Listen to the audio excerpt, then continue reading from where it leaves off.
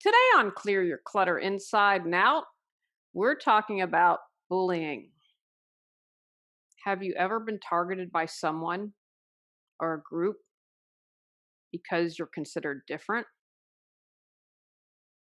Do you see people who have greater physical or social power using it to their advantage? Are you the victim of bullying and not sure what you can do to stop it? Learn to recognize and prevent bullying as we continue our month focused on tough challenges. Do you control your clutter or does your clutter control you? On Clear Your Clutter Inside and Out, we'll teach you awareness as well as action steps to create change in your life. Come on, let's get started. Today's episode was inspired by a couple things. I had a niece that was bullied, and if you're going to get bullied, this was the best possible school.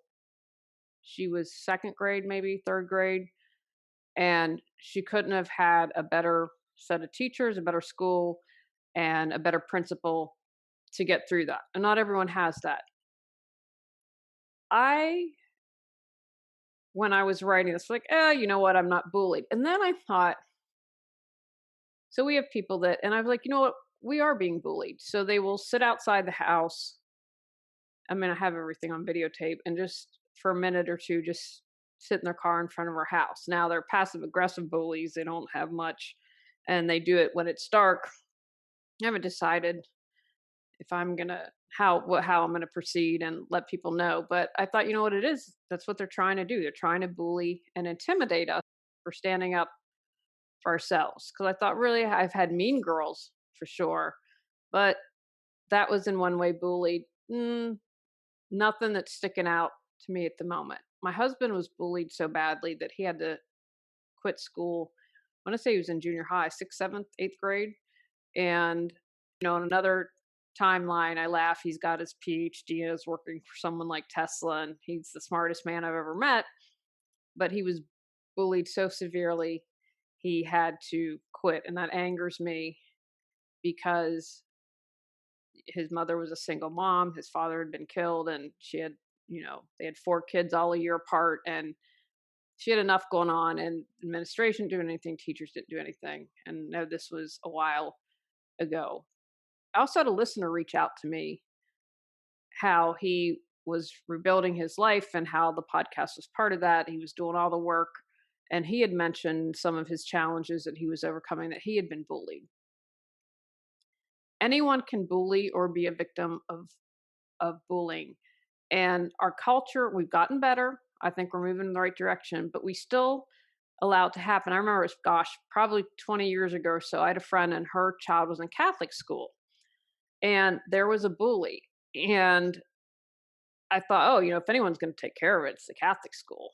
They didn't do anything until all of the parents in the grade were like, look, we want this kid expelled. And so that finally moved them to take more action.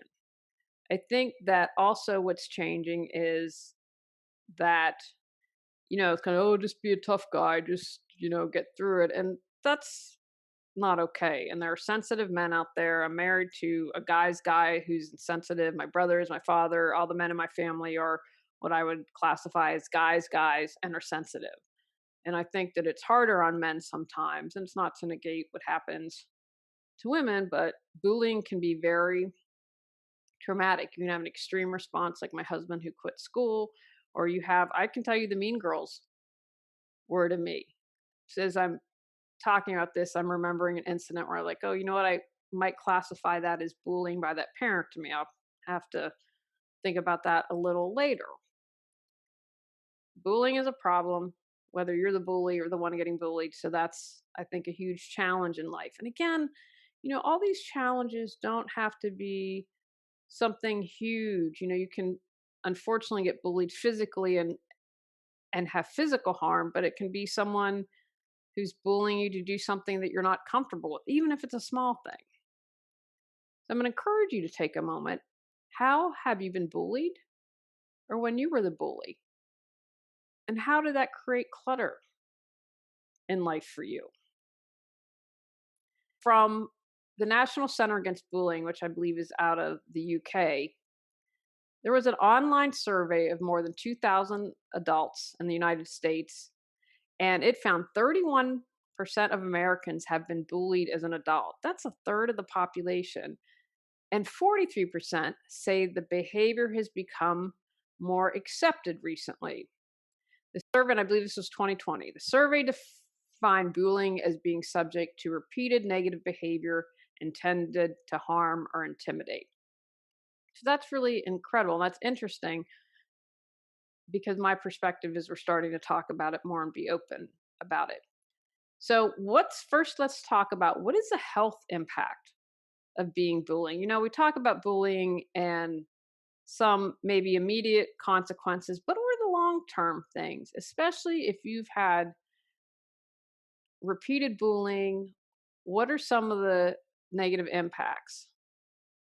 In a survey, 71% said they suffered from stress. Now, that's completely understandable. And, I'll have to try to find an updated statistic, but 80% of our health care, what we go in for, is related to stress. I had to go to the ER when I was last home, my March visit with my mom, and I never get headaches. And I felt like my head was going to explode. And I was like, I'm going to try to sleep it off. Got up in the morning and like, bam, bam. Went, I think it's a CAT scan that they did to your head. And we went to the Ohio ER, which was much better in my hometown. So anyway, did that. I said, well, maybe I'm dehydrated. So I checked electrolytes, and the doctor looked like he was 5. I felt really old. And he said, yeah, you're stressed out. I don't think there's anything wrong with you. You're most concerned with the CAT scan. We did some blood work. Your tests are fine. I got a lot going on. That really was like, wow. Seeing the chiropractor, reducing my stress. I've been really good about eating better and walking, but just so much going on. That was kind of tough to hear. And so I have not got the bill yet. They didn't even take it's $200 to when you visit the ER since out of state. I mean, I don't know how ERs or ERs out of network. I'm not looking forward to that. As my husband said, it's only money and that my health's important. So 71% are suffering from stress from the bully.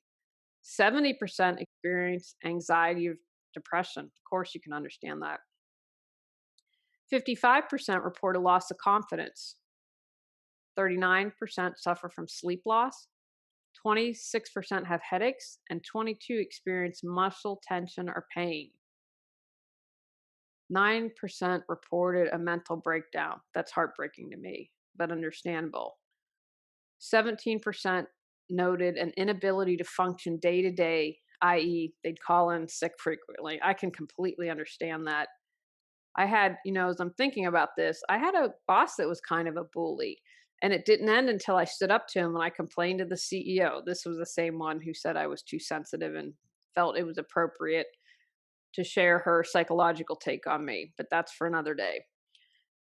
I hated Sunday night. I would just feel tension in my body. I did not want to go into work. So that completely makes sense to me.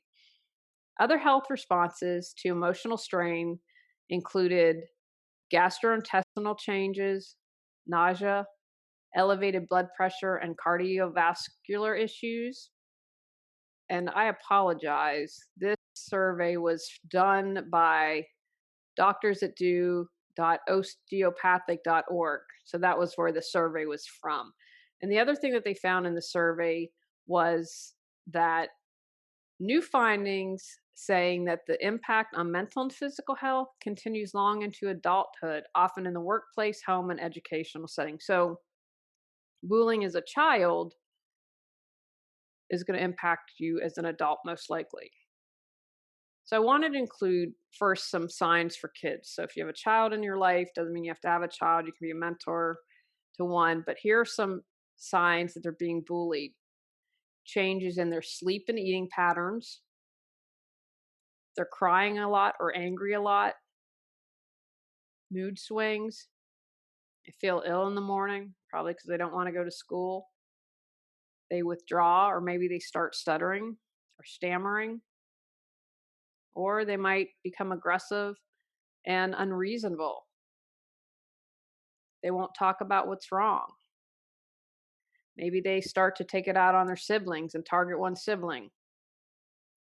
They might lose money or steal money. Some physical signs are unexplained bruises, cuts, and scratches. They come home with missing or damaged belongings or clothes. Come home hungry. Maybe they have a bully stealing their lunch money or their lunch. So, school signs, if your child's being bullied. Don't want to go to school, that's probably obvious. They change their route to school or are frightened of walking to school. They don't want to go to school on the bus, train, and their grades begin to fail. Other signs of bullying: they're often alone or excluded from friendship groups at school, a frequent target for teasing, mimicking, or ridicule. They're unable to speak up in class and appear insecure or frightened. You have to remember, as kids, we don't have the tools we have as adults. We also have a limited perspective. I encourage you, it's the 20 years ago of all the parents saying, hey, this kid, it's not acceptable. The family's not doing anything about it. We want him out. And it took everyone coming together to make that happen. So, what are some adult signs of bullying? I found a lot of these from CNN.com, an article in 2019 on adult bully survivor tips. A tangible or material bully. So they use their formal power, such as being a boss or an executive, or material power, such as having legal authority or control over finances, to intimidate others. I mentioned in another podcast a woman who they're 10 months behind on the mortgage. She's not on the deed, and her husband hid this from her. And that's, I think, a form of bullying. She has no control over the finances. She's had no say or no input and had to create a secret account. I mentioned my boss when I was in Los Angeles, not the really awesome one, Richard. This was the boss previous to him. 1 week before I was supposed to leave vacation, complained about it. I'm like, I put this in 3 or 4 months ago. What's the problem now? And that was finally the final straw that pushed me to stand up for myself. So what I learned later was they had hired me to write grants, and he was a really good writer. I definitely learned things from him, but he said, well, I need a grant writer so I can go out as director of development and raise money. Well, that wasn't his thing. That wasn't his strong suit, and he didn't want to go out. So instead of going out to do his new job, he would spend his time correcting me, and he was a bully, now that I think about it. Verbal bully, you know what they're going to do. They're going to insult you, criticize you, or tease you, right? Oh, you just can't take a joke. You're too sensitive. They might be sexist, racist, or homophobic, and it can go to the extreme of threatening you. It's like the bullies who, in my neighborhood, they haven't said anything. And you know what? One thing I do when I walk the neighborhood is I stand tall. I'm like, bring it on. I have zero problem calling the police. We've already done it once. You do anything, you touch me, 911 is the first call. I have that energy. I don't slump over when I walk. I look at people like the ones that ignore me. I just look them straight in the eye. Well, not technically because they're looking down, but that's about owning your space and owning your energy. Passive aggressive bully.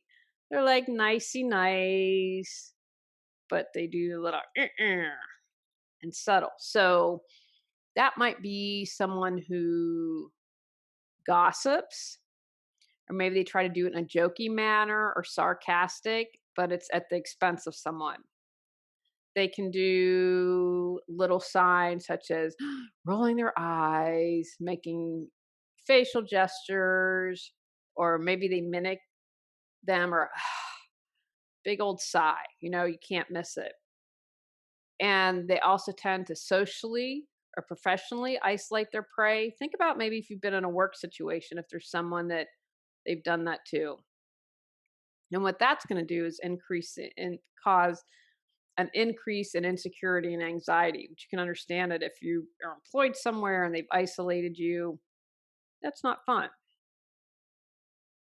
Cyber. And unfortunately, I think we have had an increase in this. I just, as I am writing this, a mother, I just do not understand it. She created, I think they're called deep fake videos of her daughter's cheerleading rivals. And I think she also sent threatening text.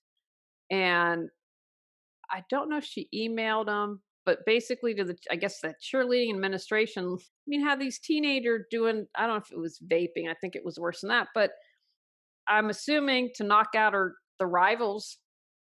I don't know if her child was already on the cheerleading squad or was trying out, and I just makes me shake my head and it's credible. But cyberbullying, that's texts, emails, harassing people on social media. That's something where we need to create laws around it. I'll never forget that story about, gosh, and I want to say, has this been 15 to 20 years? And the mother acted like a fake boyfriend and then dropped the girl. Like she was acting like a teenage boy. And I want to say the girl's 12 or 14 and killed herself. And the community's response, and I think the Amish are smart and they shunned her.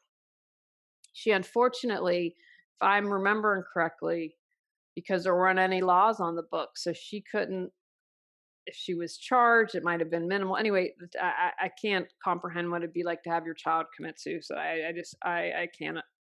My heart just aches for anyone who has gone through that. And so the town shunned her and she eventually moved. And as far as I'm concerned, you got off lightly with shunning, because just when you're supposed to be the adult in the situation, and why you would do that is just unfathomable to me. And so cyberbullying is a huge issue, and I think it's only increasing, and we need to strengthen laws around that.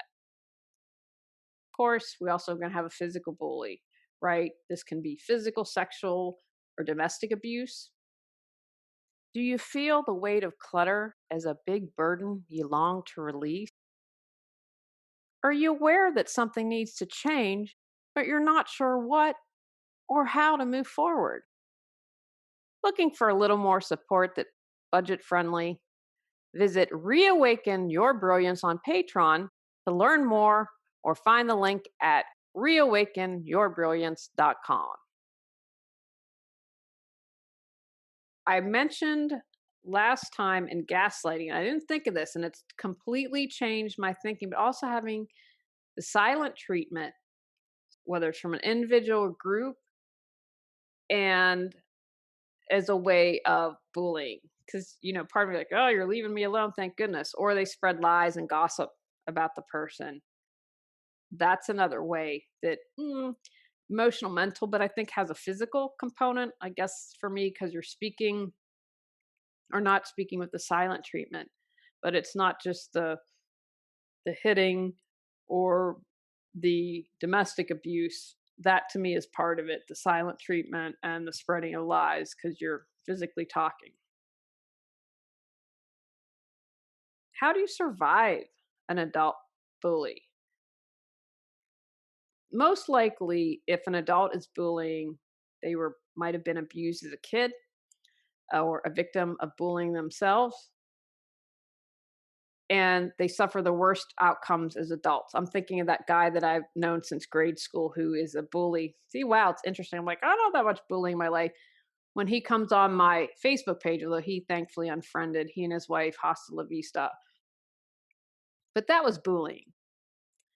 And I don't know if there's mental illness. It doesn't take away from it, even if there is none. But when you go on and you harass and you bully and you're trying to change someone or belittle them, that's bullying. They might have been a victim of abuse or bullying, and it's easier again to be a keyboard warrior. They found might suffer from a serious illness, abuse drugs, be a convicted felon. But then again, I don't want you to think that this is kind of a neat little package, because bullying's come in all shape and sizes. They really do. I would say most likely what I agree with in all the research is that they were victims of abuse or bullying as a child. I think that that's probably a common thread. But again, no need to be a mental illness. And they tend, they say, to be more isolated, less educated, and poorer. But again, that's not my finding. I'm going to stick with the main thread of what happened as kids. The bottom line is they don't feel good about themselves. And in order to get a pump to their self esteem, they've got to take it out on someone else. So here are some ways to deal with it. Have compassion. Now, look, you can have compassion and stand up for yourself. You can have compassion and report bullying. You can have compassion and get them out of your life. So it's not an either or. I have found, when dealing with or thinking about people in their neighborhood, ultimately, I feel sorry for them. If you have to spend your life peeking out windows to see is visiting your neighbor, that's sad. If you're driving around on Christmas morning with kids claiming that you're a Christian at 12:20 in the morning on Christmas Day, yikes. That for me, I don't want to live my life like that. So you try to have what compassion you can. And if you are able to have compassion, and I always try to see them as that hurt little child, that takes some of the energy out of seeing them as something to be afraid of, as someone, oh, I can relate to the humanity. So you can respond instead of react. So what you're able to, again, it's not excusing any behavior. And this might be really difficult. And if it's okay if you can't do it, stay away. Depending on the frequency and severity, keep your distance. And it's a-okay to do with it. If maybe it's at work, you do the task at hand, disengage, and you just get away from them, especially if you're not getting any support at work. Sometimes, you just keep your distance and that's okay. Change your perspective. You can try to be overly nice. And I think, again, it depends on each individual, but sometimes if you're overly nice, that can be disarming. Kill them with kindness, as they said. Look them in the eye. It's a lot harder to dehumanize or be cruel if someone's looking you in the eye. Look them straight in the eye. Have humor. Picture them naked. They say something insulting, come up with a retort about yourself, or like, haha, or whatever, just try to change the perspective. And again, if you are frightened, then don't do this. Then you just get away. We have other things. But those are just some right off the bat. Now, if you're coping with a regular bully, that's what I mentioned before, kind of infrequently. Get away. If you have to change something, if it's that bad, like the parents, it took all sticking together to get some removed, maybe you have to get your kid in a new league or on a different team if it's happening. Or maybe you need to, if you're a volunteer, find another role in the organization. Sometimes it's not worth it. Just if you have to change, do that. Just completely remove them from their life. Document every single thing. Now, if you are being bullied at work, I would talk to HR, see if there's an anti-harassment policy or whatever you have going on, and document, write down what happened. If you can quote, if there are witnesses, ask them to document what they saw or heard, time, location, any circumstances that led to behavior. If you have emails, texts, voice messages, anything that can help your case. And then create a timeline. That's what I did for court. You start with date, blah, blah, blah, blah, blah. Include as much as possible. Now, I would say you can take pictures, if you can do a video or audio. Now, people will say you can be sued for that, which I think some things are redonkulous, and that's one of them. So if there's any way that you can record anything, but be aware of the laws. I mean, if you're documenting and people aren't responding, then I would say by all means record. Because if that's the only way you're going to get change, then if you have to threaten with, you know what, I didn't do anything, so I was in fear of my life and no one's believing me, so I'm going to tape it. And this isn't just for work. If this is happening in your life, documented everything with solar. I documented all the hypocrisy. I'm documenting now. I got your name, your number, license plate. And the crazy thing is I don't even know some of these people. It doesn't just have to be a work such situation, but definitely document. Crowdsource. Band together because there's strength in numbers. took everyone in the class to get the bully to be kicked out of Catholic school. If other people are victims of bullying, they can help you document the abuse. They can share their experiences and band together. Like maybe it's you have or in a condo and someone who's awful, or it's a neighborhood thing, and finally people will wake up, or maybe it's management in your company. My husband talked about a guy, and finally he left. They had an early retirement program, and he constantly bullied people. And they never did anything. Their HR is kind of jacked up. They had someone who slept in the car multiple times at work. They fired him and he sued and won because they didn't document it. So that's why I'm talking about documents. But if you band together at work, then you can make change. Look at the Catholic Church and the abuse and all that happens because multiple people came together and said, enough. We have to do something about that. I've read in my research that adult bullies often view being ignored as a sign of weakness, and it encourages them to keep going. So don't be afraid to speak out. You band together and report that the bullying's going on.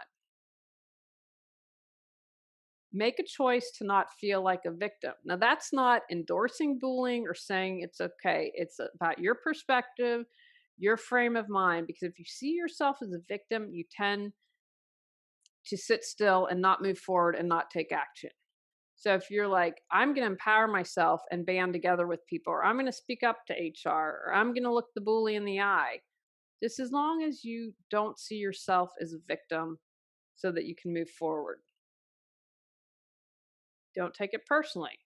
I mean, I know you're being targeted. I know how hard that is. When my niece was being bullied, one of the things the principal said to her was, you have to deal with the bullying, but you also have to deal with you being able to stand up for yourself and to correct it. And again, standing up for yourself doesn't mean confrontation. I want to be very clear about that. One of the things, you don't take it personally because this person has issues. And what I do is, I don't believe in getting physical, but what I do is match the energy. Think of it, when someone writes all caps on email and it's like they're shouting. So I talked about earlier about when I walk the neighborhood, I walk tall and I have the energy like, you want to do something, bring it on. And that's the frame of mind that I'm in when I'm walking, and I'm not bothered, because whether or not you can articulate it, we sense all that. I don't get physical, but I will match the energy. So if someone is shouting, then I will shout back. If someone is really standing in their power, then I stand in my power. Whatever the energy is, I match it. Again, that doesn't have to be speaking, but you just get that frame of mind and you feel that and you own that energy throughout your body. And I'm not getting physical. I want to be very clear there, but you match the energy. Don't reciprocate. I don't think that that's a tit for tat is a good thing. And you tell others. You let people know. And when you do that, you might discover someone else that's been bullied.